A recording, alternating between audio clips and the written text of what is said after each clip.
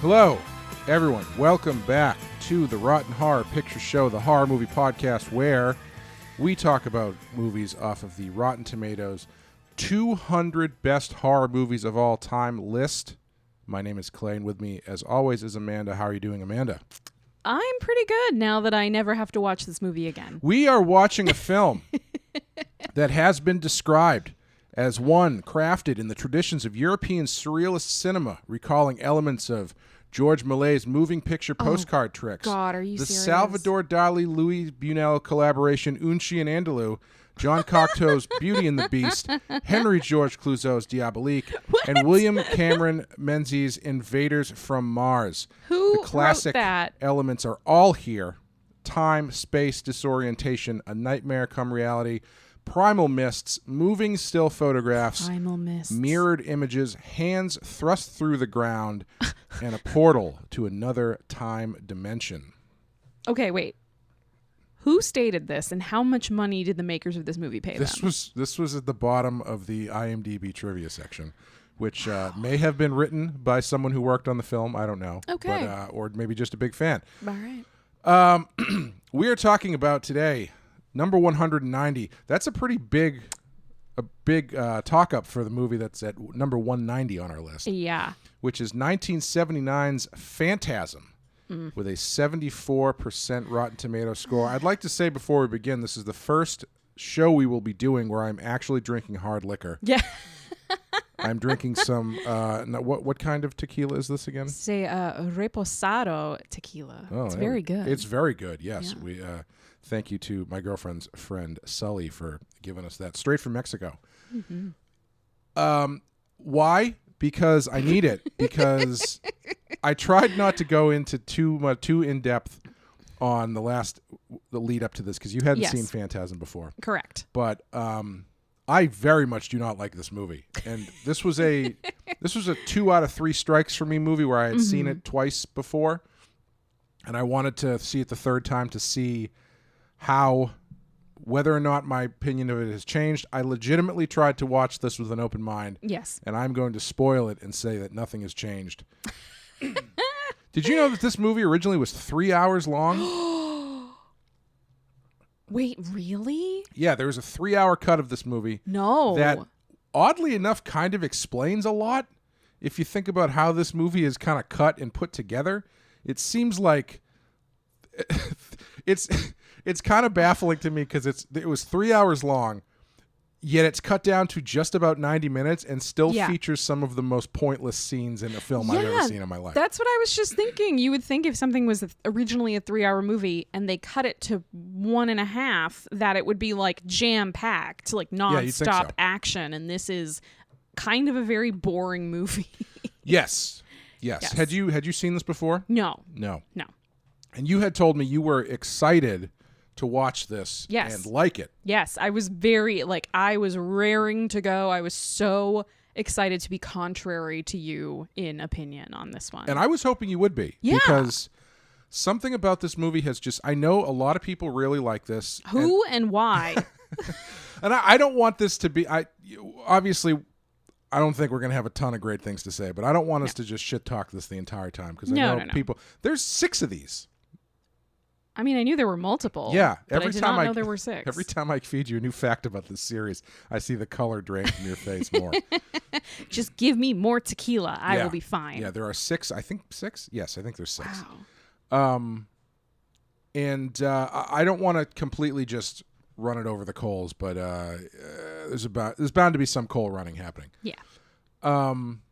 Were you familiar at all with the franchise? Had you heard of it at all? I think I had heard of it. I know I've seen. I think this sort of 80s style movie poster with the sort of artist renderings almost of the tall man's face, like those kind of things. But I didn't really know anything about it. Yeah, it's a weird movie because it does have 2 fairly iconic horror things from that era, which are Angus Scrimm's Tall Man, yes, and the silver flying balls. Yes. Okay. A lot of other stuff in this movie, not quite as iconic as that, and kind of gets forgotten about, I think. Can't wait. But we're going to take a quick break, play you the trailer, and then we're going to talk about Phantasm.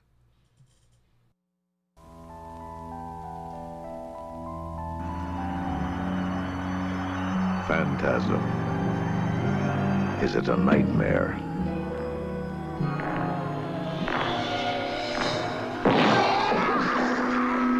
Phantasm. Is it an illusion?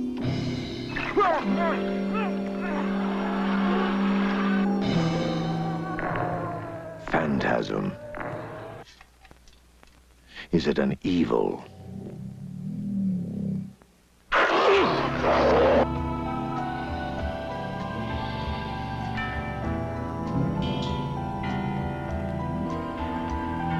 You have to take me home. But why? No questions. You must take me home.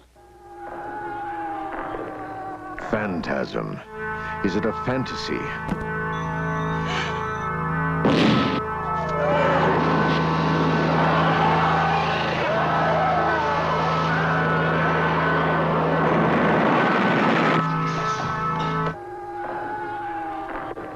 Phantasm.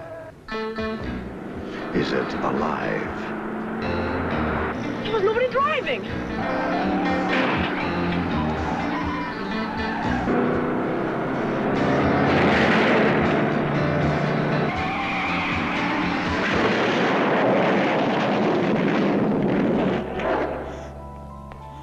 Whatever it is,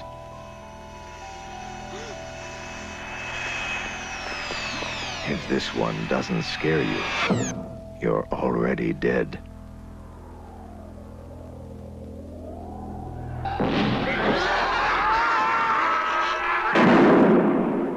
Phantasm. Okay, Phantasm from 1979. 74% Rotten Tomatoes score. Directed by Don Coscarelli, written by Don Coscarelli, starring A. Michael Baldwin, Bill Thornbury, Reggie Bannister, Angus Scrimm, and some angry, shiny balls.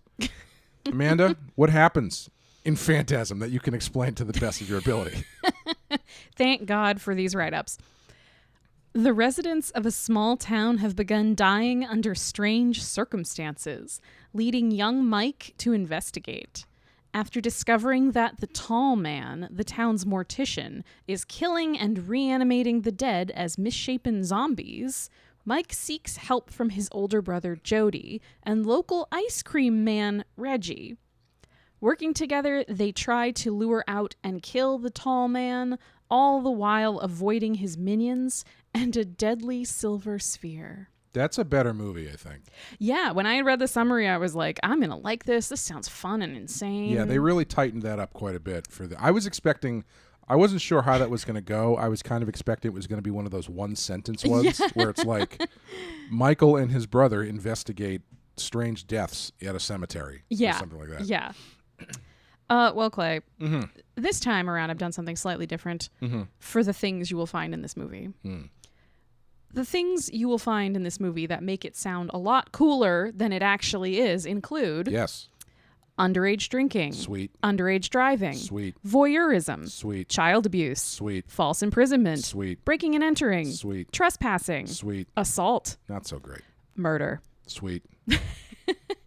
Yes. And when you put all those things together, this sounds like oh my God, this movie must be insane. It sounds like it's all over the place. You didn't even mention a sick 1971 Plymouth Barracuda. No.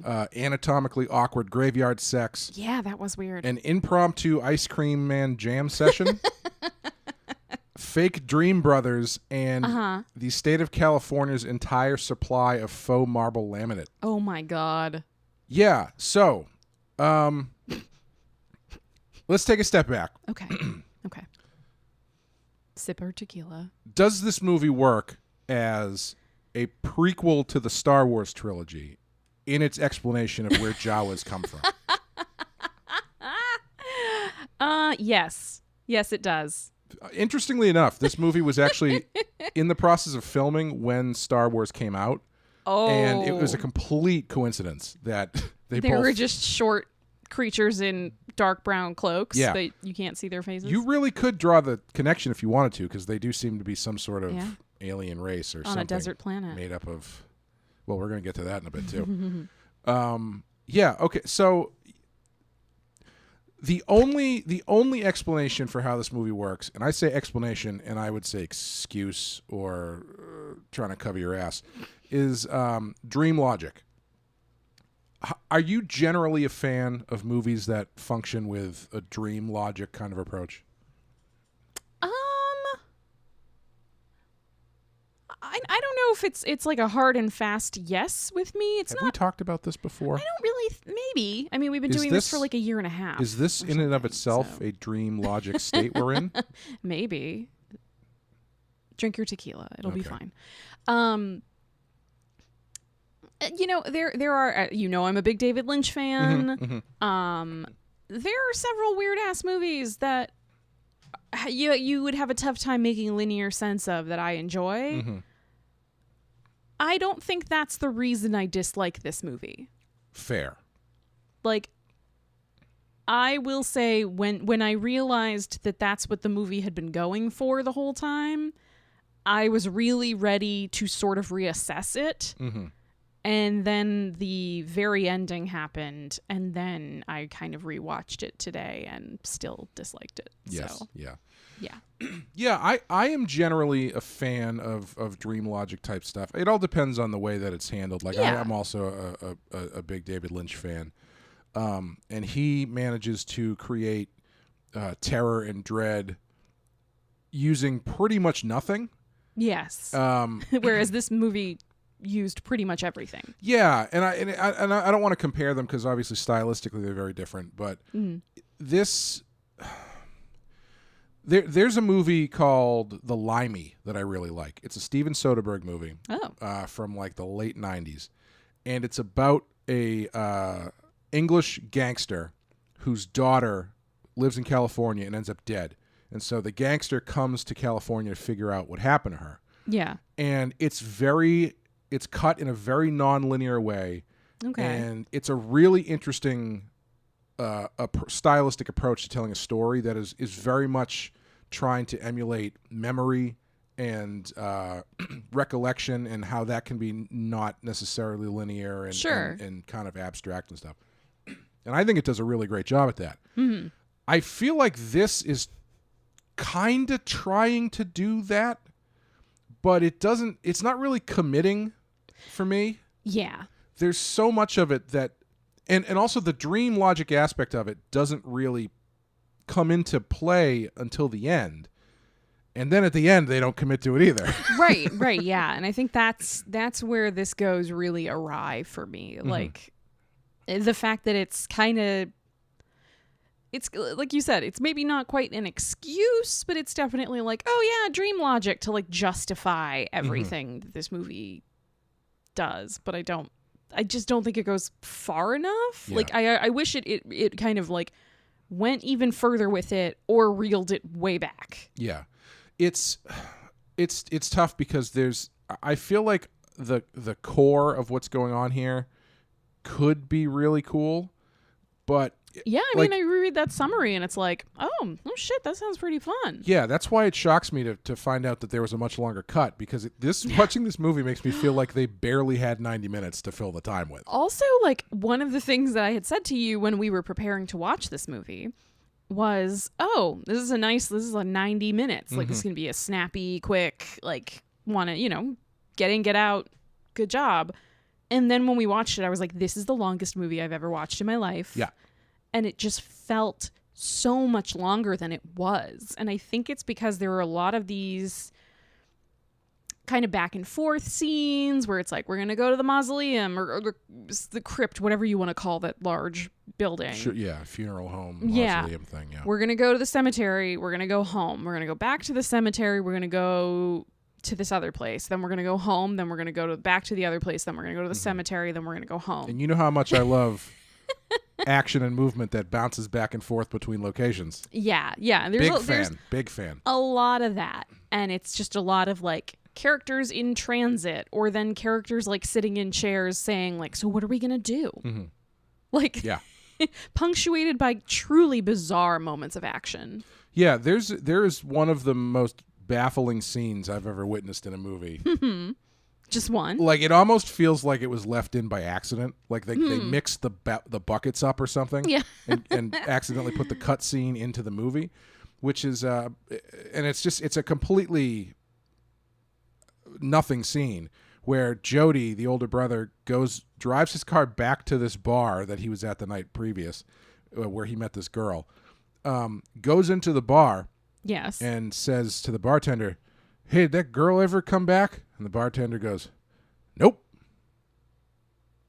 And that's it. That's the scene. Then they cut, and it never comes up. And it's just they kind of chuckle about the fact that they were making out in the cemetery, and it's like it's just a baffling inclusion.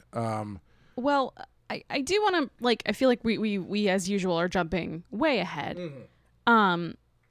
So I do want to address the fact that the first maybe like 10 to 15 minutes of this movie, I was still kind of on board. Okay. Like, so this film begins with a mustachioed man. We find out later his name is Tommy. Mm-hmm. Getting it on with a blonde woman. Yep. In the cemetery at night. Who is the brother of Jody and Mike, right?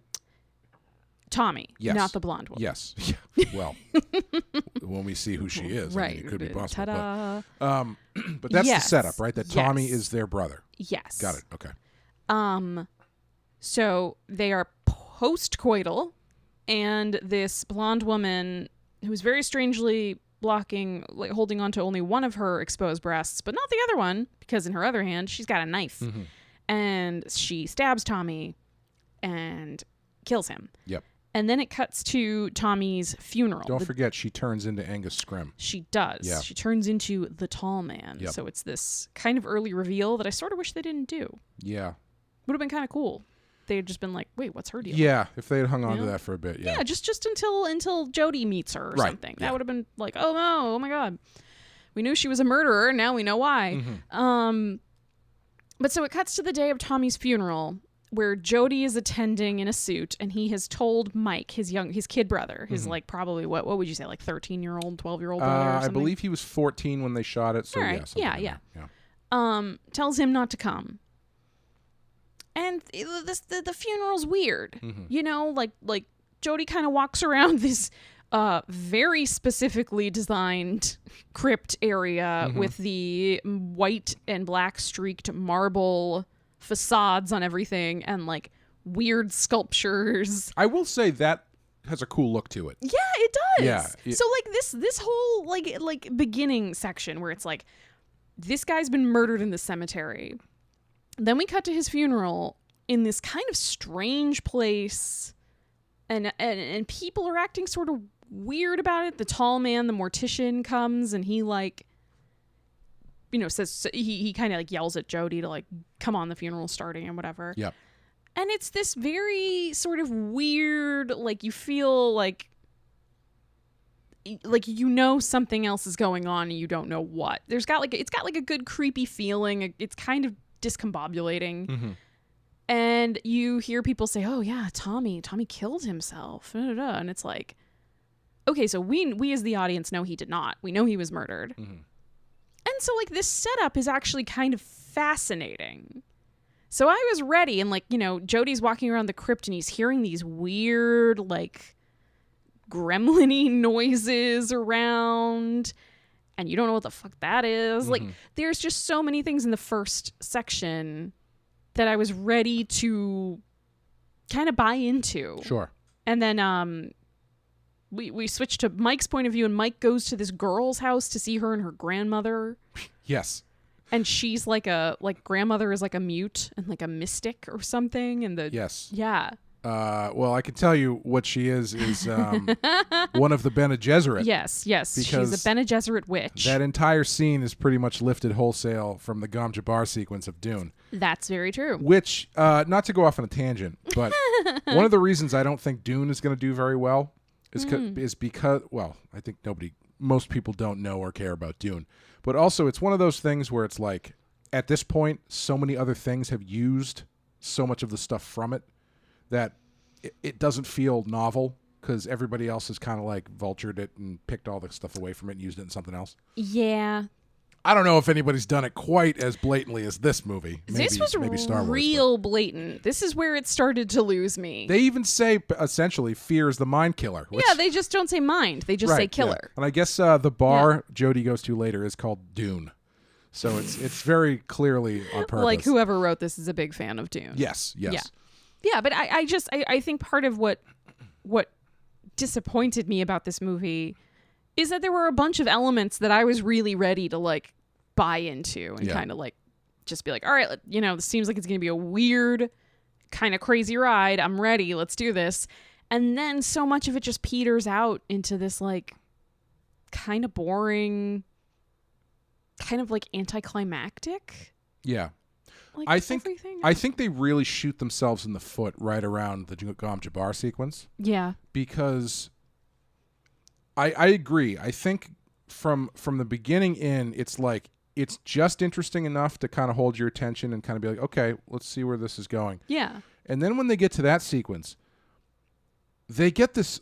Mike is asking, is talking to this witch lady about Jody, who is going to be leaving, and he's really worried about Jody leaving because I believe both of their parents are dead, and now Tommy is dead, and so he's the only one left. Yeah. And with no warning, they cut into this like long flashback of Jody teaching Mike how to drive the car, or at least like watching them bond over driving the car. Yeah. And then he's fixing the car, and then I can't remember if the jam sequence is in that, but it's like it really kind of swerves off into this long flashback.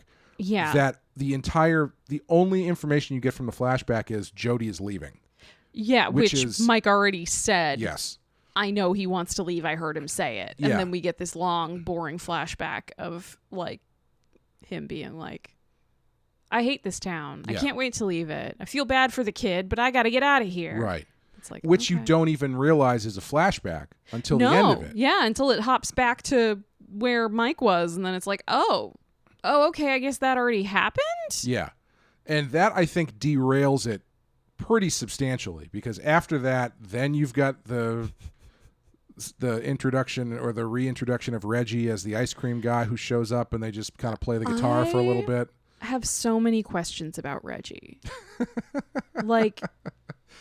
Well, rightly so. Reggie basically becomes he's got big Bruce Campbell energy in this movie, and he is probably the other 80s horror hero of the same kind of energy as Ash, because he becomes essentially the hero of the series. Like, he shows up in all the other movies. He's like he's like the guy. He's the character. He's the guy. Yeah, he's the guy. So, and he's got kind of a similar kind of thing where he's like, he's just an ice cream guy, and he's just kind of like hanging out, and he's kind of a hippie. But I'm so confused. Like, one of my notes is about how I feel like, so this movie came out in 1979, right? Yes. I feel like Reggie is from 1952. 1952 by way of 1968, I think. He's definitely got a lot of like... Right, but like when he's in the ice cream man outfit with the truck and all that, it's very like, this feels like something out of the 50s. Jody feels to me like he's from the 70s. And then Mike feels like he's from the 80s. Yeah. And it's just like, maybe part of my problem is that like, these characters don't seem to mesh whatsoever. Sure. Yeah. Like, they don't seem to have... Like, how does Reggie know these people? Were they in a band together? All right, so maybe he's Jody's friend? They make some mention during the funeral scene of Reggie being like, man, another one of the group gone. Okay. Or something like that. Okay, so... Like they were a group of friends who hung out. But even still, it's like there's the connections to any of these people are tenuous at best. Yeah, because then at the end of the movie, Reggie is like Mike's caretaker. Right. I don't know. They just gave this young boy to this this ponytailed ice cream man. Yeah, there's nobody left, I guess. Not to mention the fact that, jumping to the end, when we find out, I guess the rest of it was a dream? Yes. That Tommy doesn't actually exist. Correct. And Jody is dead. Yes, but he was not killed by a blonde woman who turned into the tall man. No. He died in a car crash. He died in a car crash. Yes. And then the tall man shows up at the end. Yes. In a way that doesn't make any sense given to what they were just doing. But, right. Ruining the whole concept that this whole thing was a dream. Yeah. Anyway. Yeah, it's that middle section of the movie really drags stuff down. The middle 70 minutes. Yes. Yeah, I mean, some of the stuff towards the end is actually pretty good. Like some of that chase stuff with the tall man and the balls and stuff. But there's just so much middle of the movie that does really no work for the story or for characters or for creepiness. And it just the original runtime was more than 3 hours, but the director decided that it was far too long for it to hold people's attention, and made numerous cuts to the film. Some of the unused footage was located in the 90s and became the framework for Phantasm 4. Oh. So there was enough footage of this movie to base another movie around it. Yep. Having seen Phantasm 4, it doesn't mesh very well. But it's like, I don't. So we were watching this last night. I said, there's one angle I can think of that I think makes this movie work. Yeah. But I don't believe this as an excuse. But I think if you wanted to use one, it could be this, which is, this feels a lot like an Italian movie. It feels a lot like an Italian horror movie from the 70s. Okay. Those, like a Lucio Fulci movie, where those don't really make a ton of sense. The plots are all over the place. There's all sorts of scenes that don't really go together. It's got a banger soundtrack, which I actually think the soundtrack in this is pretty good. And even the soundtrack in this reminds me a lot of Goblin, like the stuff they did with Dario Argento and stuff like that. Yeah. So it very much feels like that musically. The sort of dream logic structuring of it feels like an Italian movie. Maybe it just goes to show you how much you can get away with if you know it's a foreign movie, and then you're like, well, they don't know how to make movies.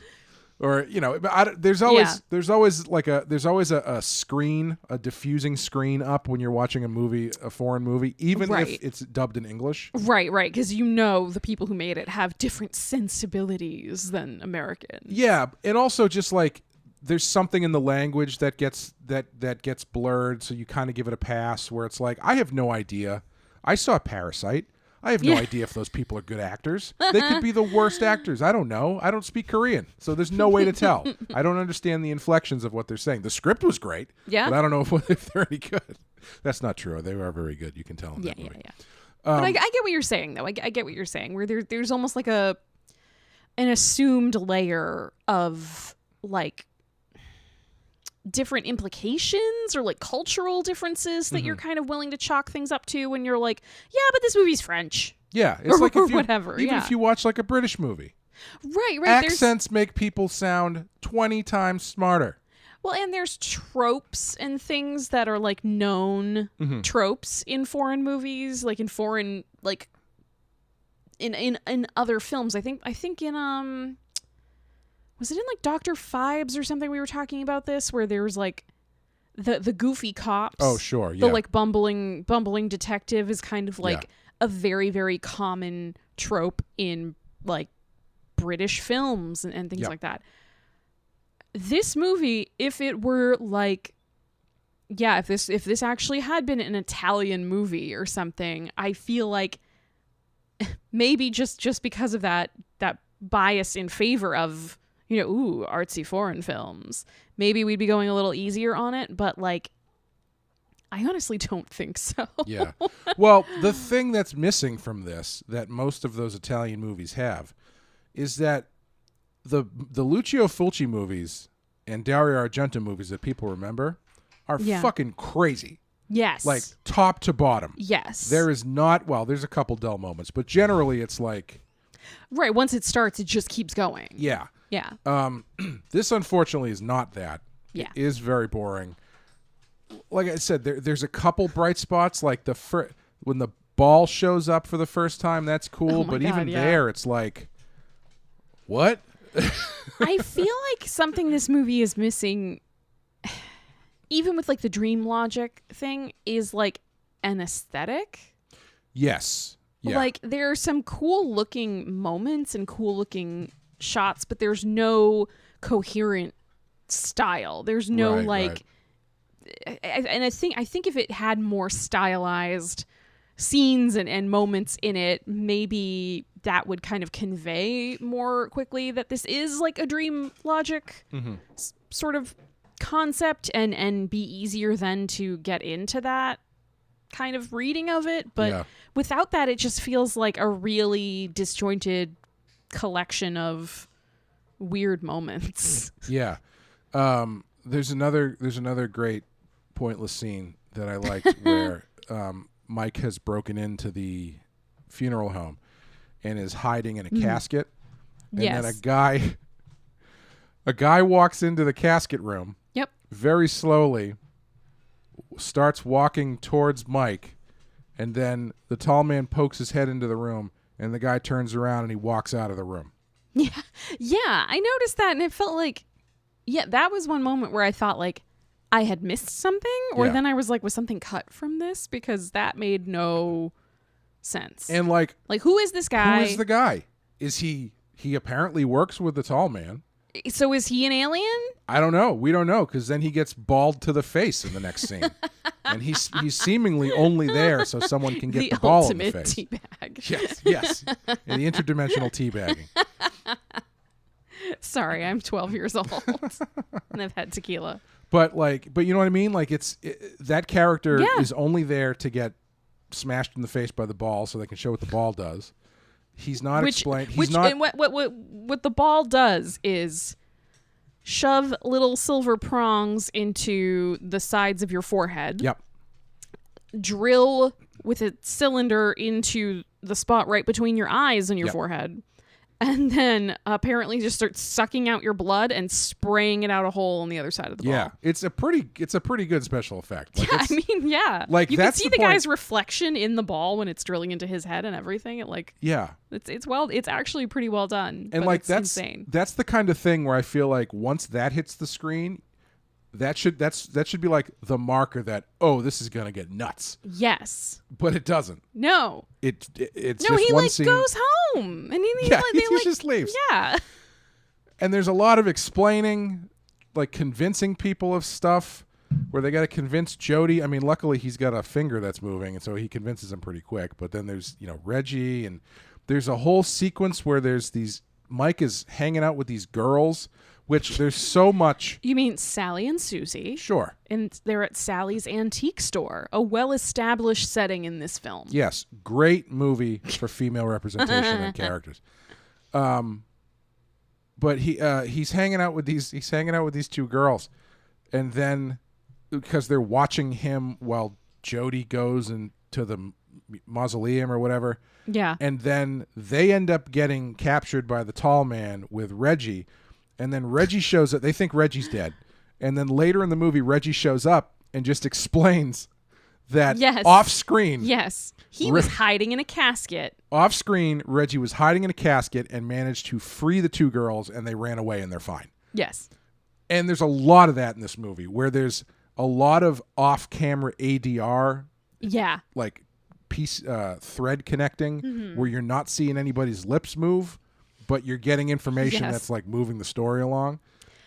I do have to interject because, all right. So in that scene where he goes with Sally to her antique store, yep, which annoys the shit out of me because nothing much has happened in this movie.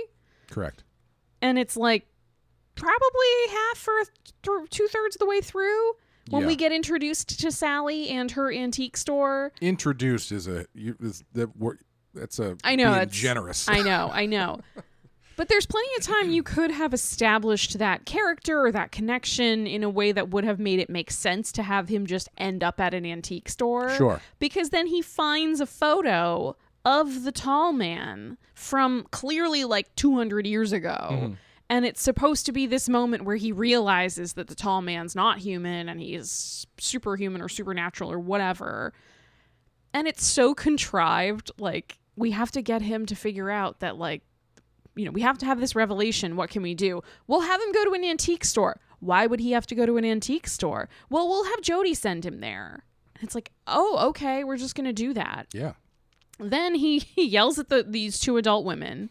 And he says, you know, like, you must take me home. No questions. Take me home immediately or something. He says it just like that, too. Yeah, he does. It's really weird. Mike is actually a 70-year-old Englishman. Yes, he kind of is. Madam? Yeah. You must remove me from this establishment. Yes. You Post must haste. Take me home.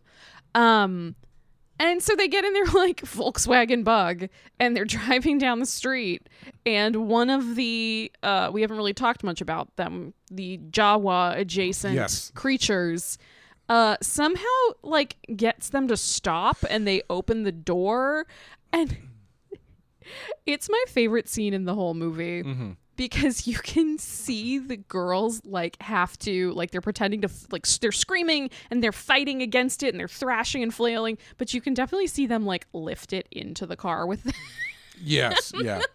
It's really obvious they're the ones doing all the motion, and they're just like, woo! Like, there's a lot of that. Hilariously funny. There's a lot of that, too, because neither of us even mentioned, because I didn't remember it until just now. Yes. The sequence where, for, like, 5 minutes...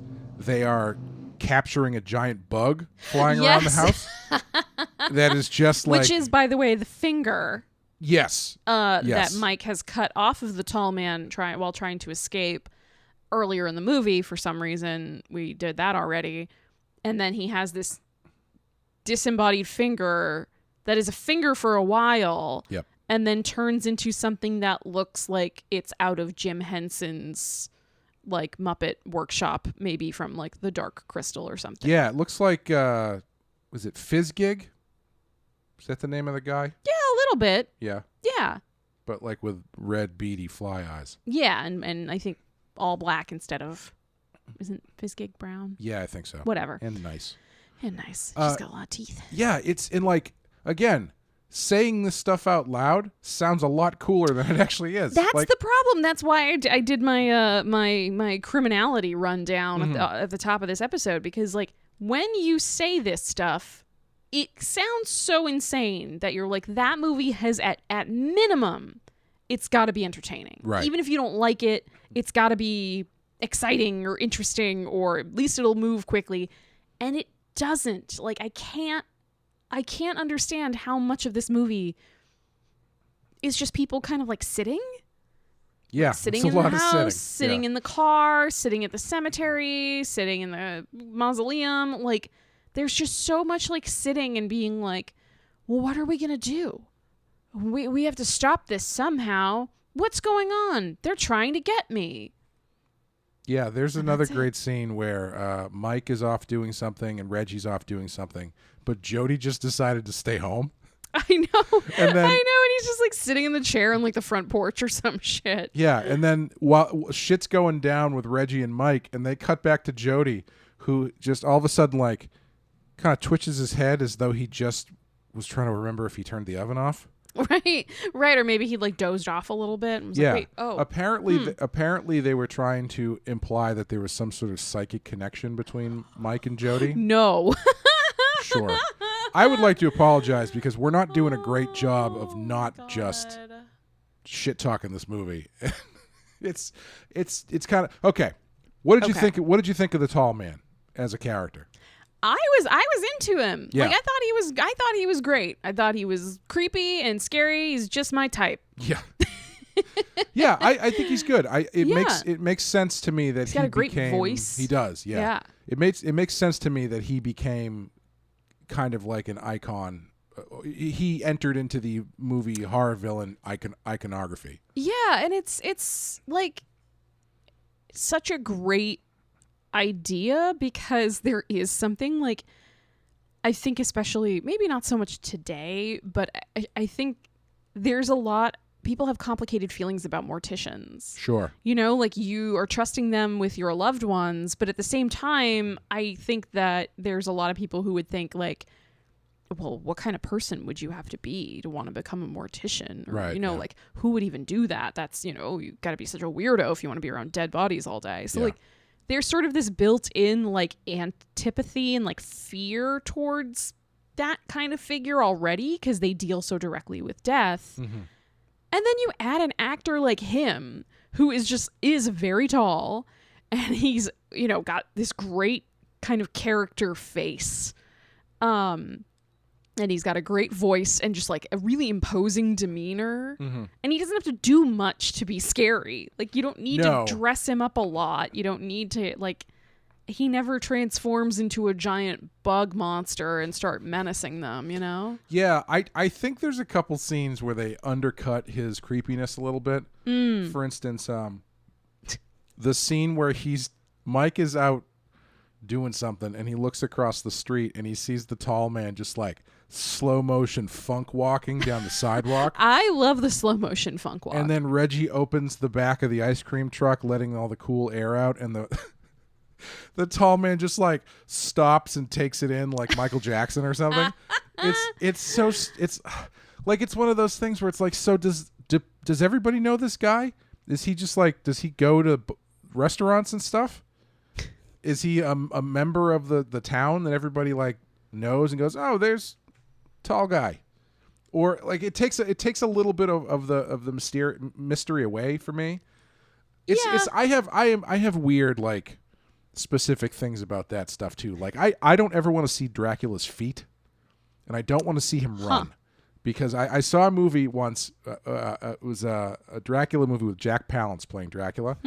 And in that movie, there's a scene where Dracula runs down a hallway. And I was like, oh, there's something wrong about that. It just feels really weird to see that. Like in Star Wars, The Force Awakens. Yeah. Did it ever occur to you that no one has ever seen Chewbacca's hands until that movie? I mean, I'm not super into Star Wars. So. Well, it happens. There's a scene. It's Chewbacca. He's got the big hair. Yeah. You never see his hands. I understand. You don't know what's Chewbacca in there. is. It's a cultural icon, Amanda. No, come on. Just because I'm not like a Star Wars super fan. I am married to a Star Wars I'm super sorry. fan. I'm sorry it's not Twilight, Amanda. I didn't watch or read that. Yeah. I don't know what. Do you even know me? Likely story. I really didn't actually. No, that's fine. Yeah.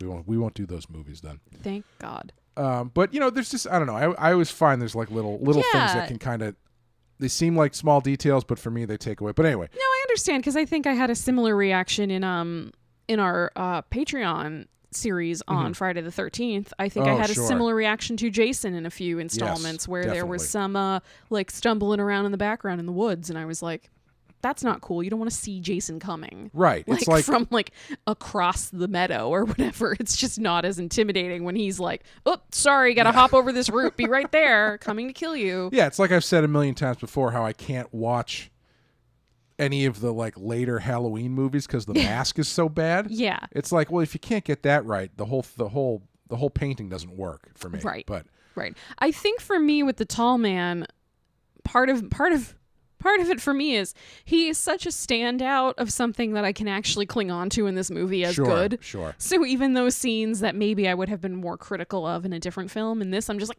fine. Yeah, let him have his funk walk down the sidewalk. Who cares? They do some good stuff with him. Like there's that one shot, I think it's probably one of the more famous shots of the movie. I think it ended up on the poster where it's like they do this like quick zoom out from Mike's bed. And the tall man is like standing behind him, and they get the light behind him and blasting past him and everything. That's a great shot. And it is legitimately creepy. Yeah. I like him. I like him as a character.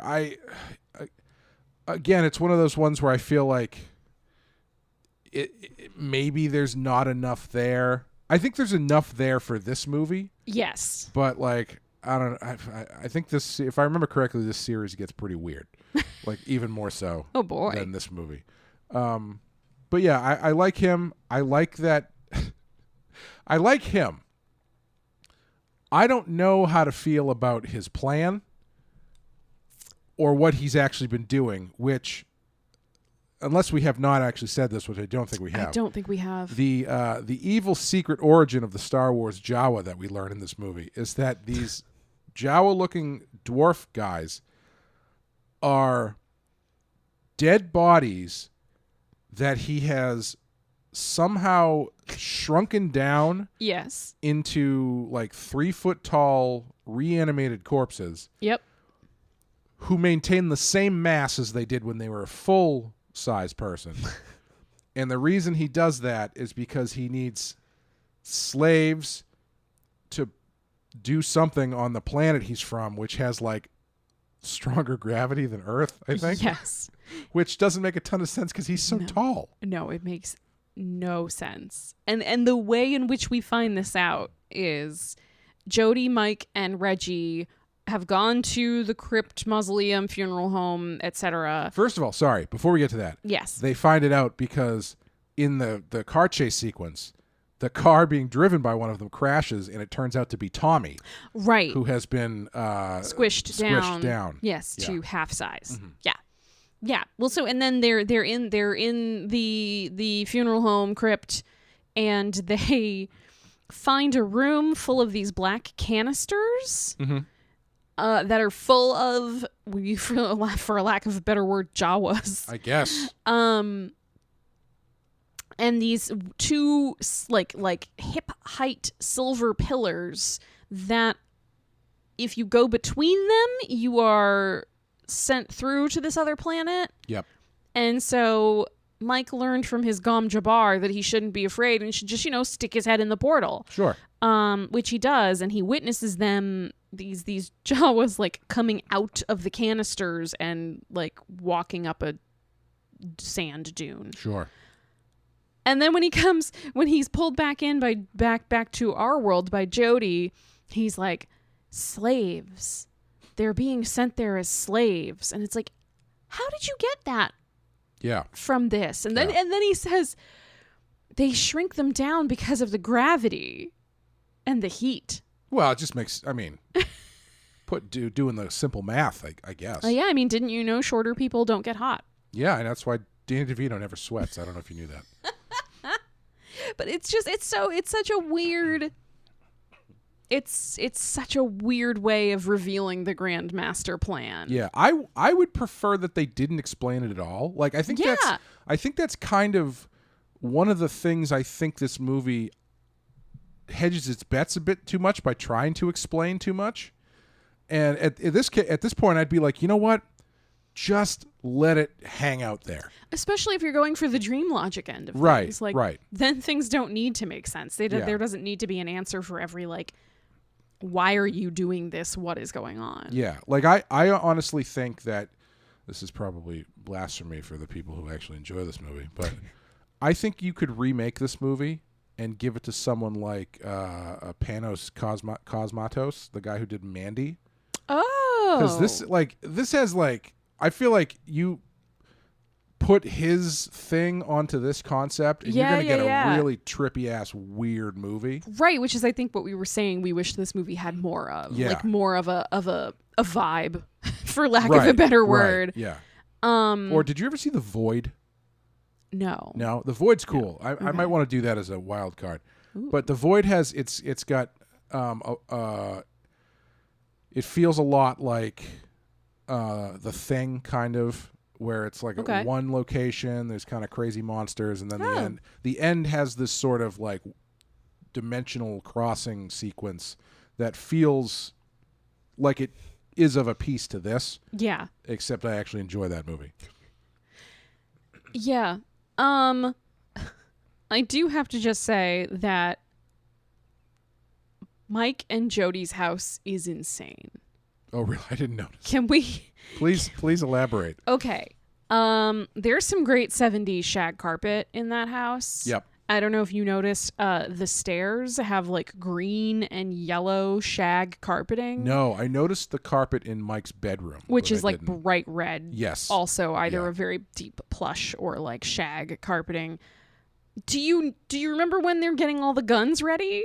Where Jody's telling Mike gun safety tips such as don't never aim a gun at a man unless you're willing to shoot him. Yes. And always shoot to kill, and warning shots are bullshit. Yep. If you pay attention. Jody, fun fact. Yes. Cop now. Yeah, absolutely. First of all, their guns are out on display and unlocked just for like anybody to go play around with. Yeah.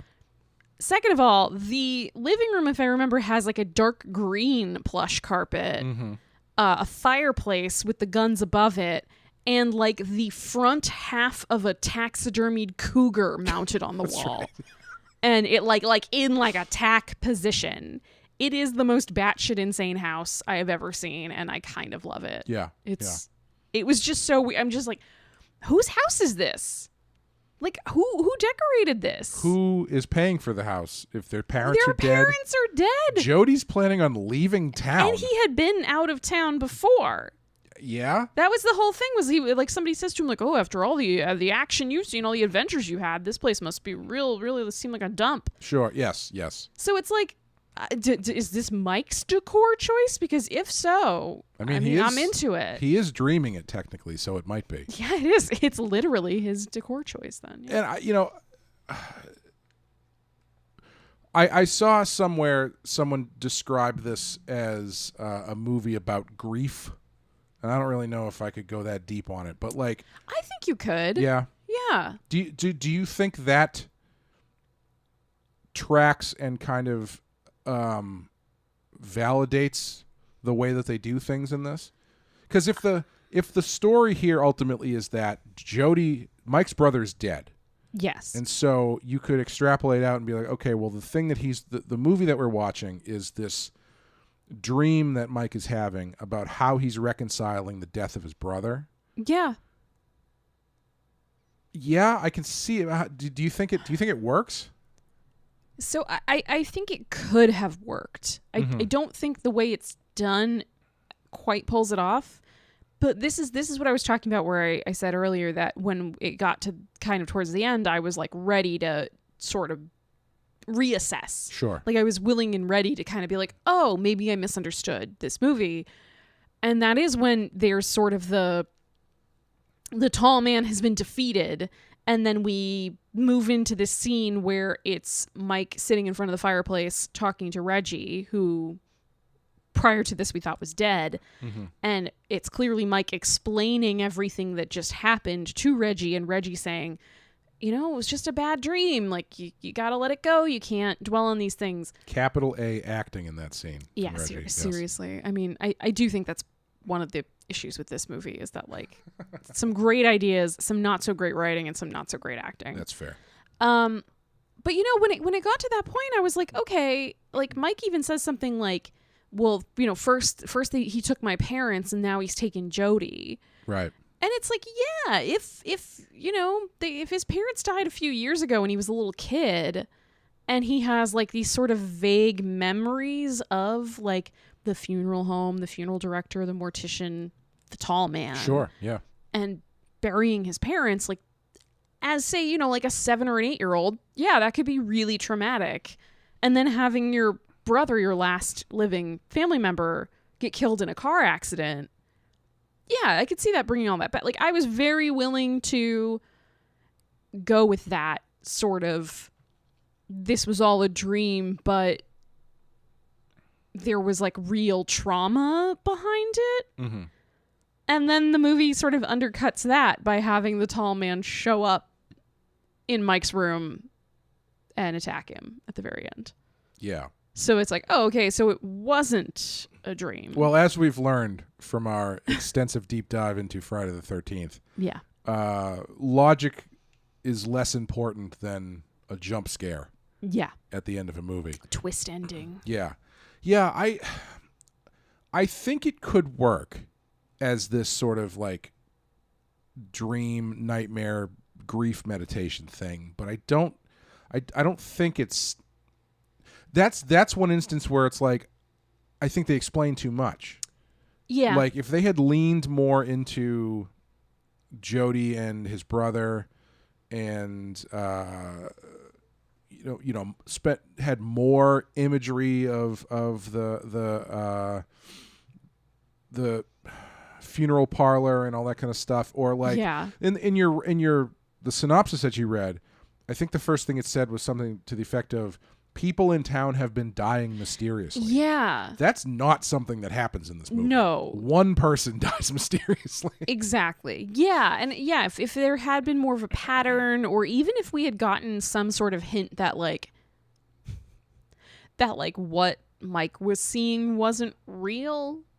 Yeah. You know, that there was some level of like, because there's some stuff where only he sees it, but then he always has proof to show to Jody or Reggie or whoever.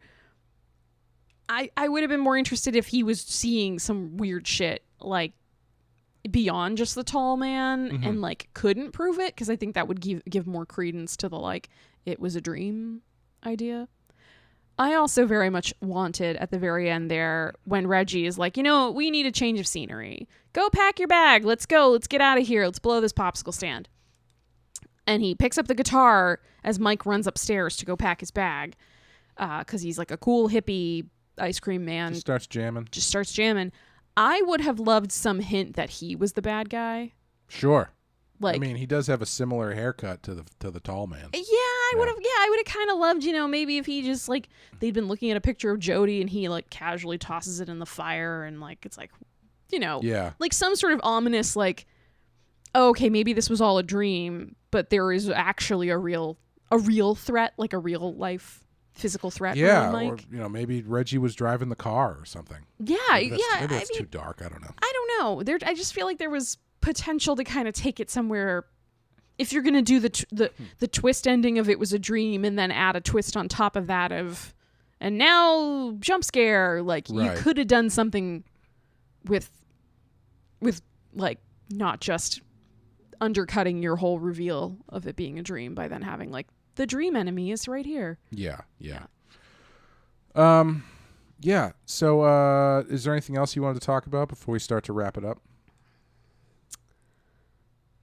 You told me you took extensive notes on this, and I want to make sure we hit as many as you. I mean, we've hit most of them because most of my notes are just like, what the fuck? What is this? What? Why? What? There were some choice quotes in this movie. Mm-hmm. We've mentioned a couple of them. For like, fear is the killer. Yep. Warning shots are bullshit. Mm-hmm. I have both of those things tattooed on my back, actually. Oh, do you also have I don't get off on funerals tattooed on your back? No, but I have an appointment. Yeah. That's I do remember saying to you as we were watching this, I'm really glad Jody does not get off on funerals. Yeah, doesn't he? He's like, I don't get off on funerals, man. They creep me out. Yeah. Yeah.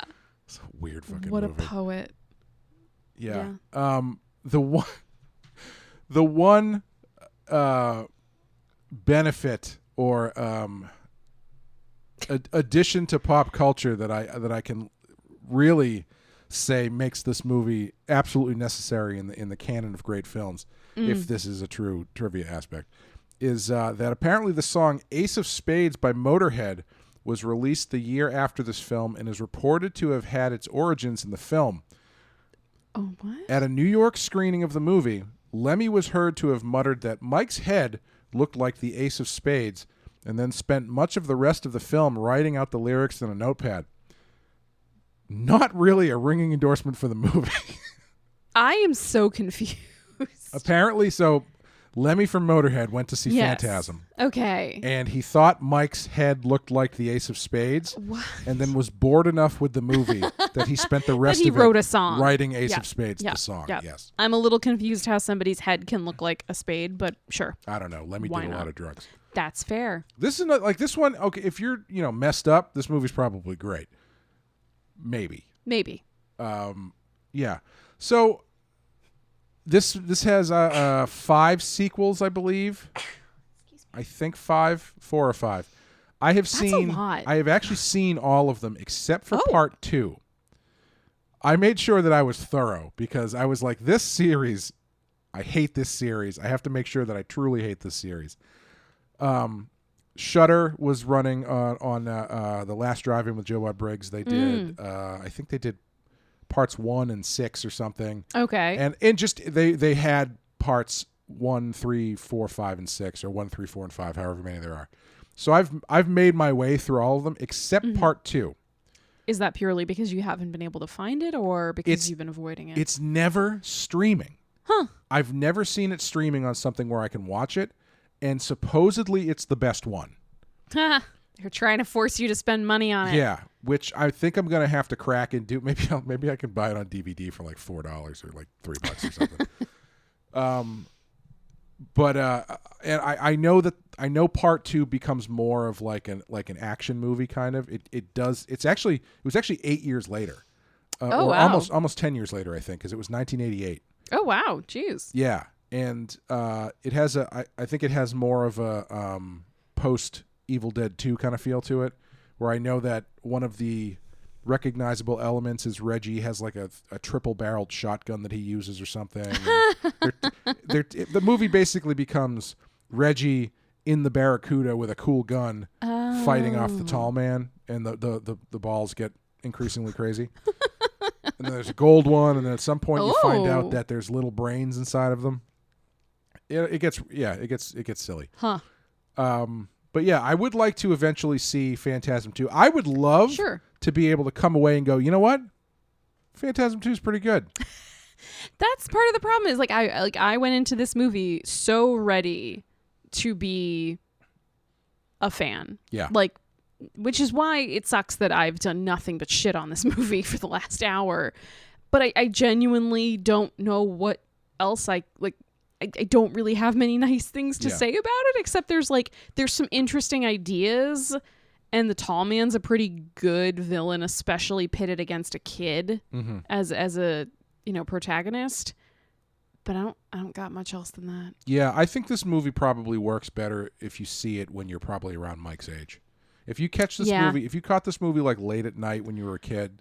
Oh, yeah. Talk about dream logic. This would be one of the ones we've talked about before, where you see it when you're really young, and then you don't really remember it. And when you're much older, you're like, what was that movie? Yeah. With the creepy funeral guy and the silver balls that drilled into your head? Somebody would look at you like you were insane. Especially in the days before everything being so readily available all the time. Yes, or being able to just Google something. Yeah, if you were to if you're watching like Monster Vision on TNT and you watched Phantasm, and then 3 years you were like, yeah, what?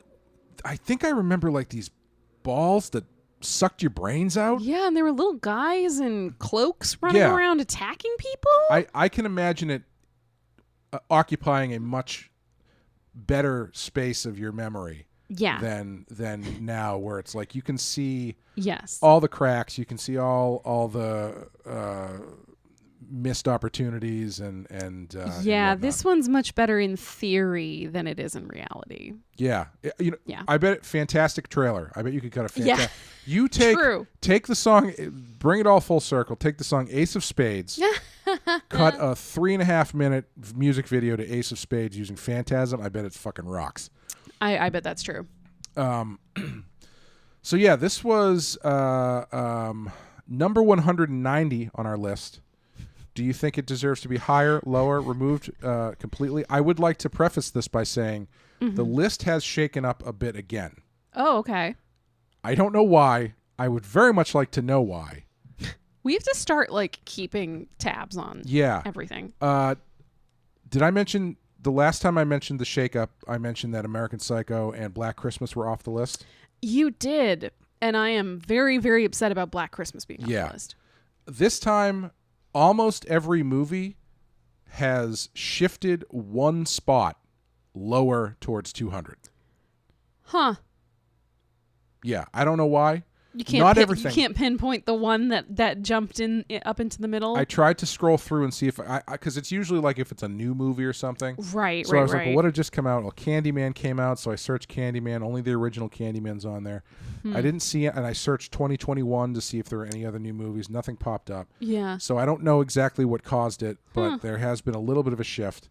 If it were me, I would take this movie off the list. Yeah. If it came down to Black Christmas or Phantasm, get out of here, Phantasm. Yeah, I would boot this off the list for Black Christmas. I kind of understand it if you're going by reputation why this would be on the list, because the tall man and the spheres are such like an iconic thing. But sure, but that's not enough for me. I was just thinking, is Friday the 13th even on this list? No, it's not. Yeah. No, it's not. Yeah, come on. Yeah, Get the fuck out of here, Good Phantasm. Yeah. Take a hike. Get in that car. Get in that mausoleum. Leave climb town. back into your coffin. Seal yourself up in your crypt. We're Bury gonna yourself in a mine shaft with obviously fake boulders.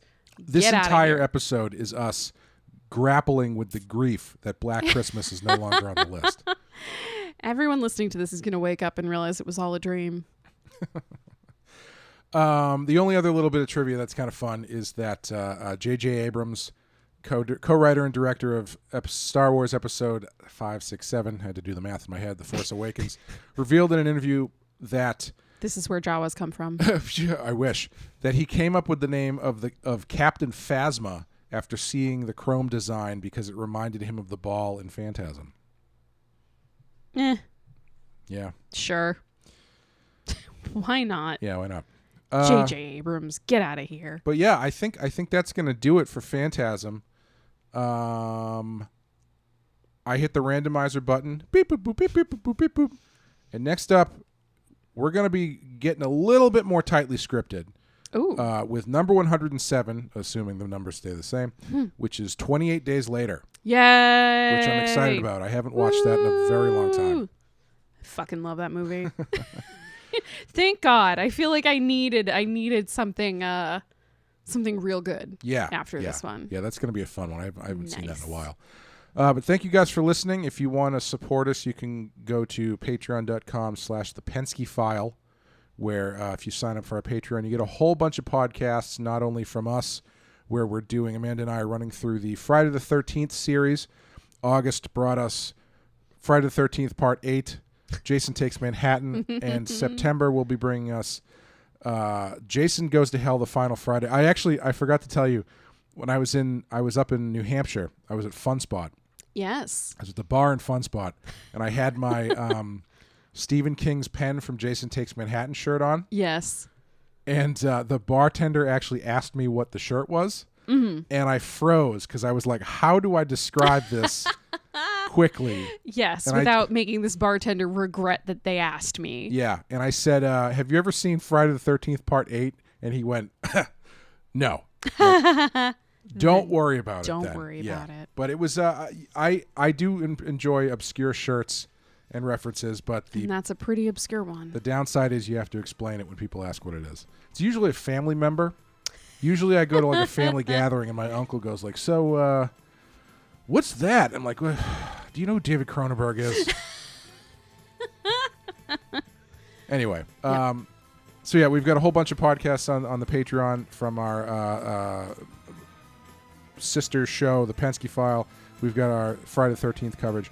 Thank you guys for listening. Yes, thank you. And we will see you next time with 28 Days Later. Bye, everyone. Hopefully in less than 28 days. We'll see you 14 days later. We'll see you 14 days later with 28 Days Later. Bye.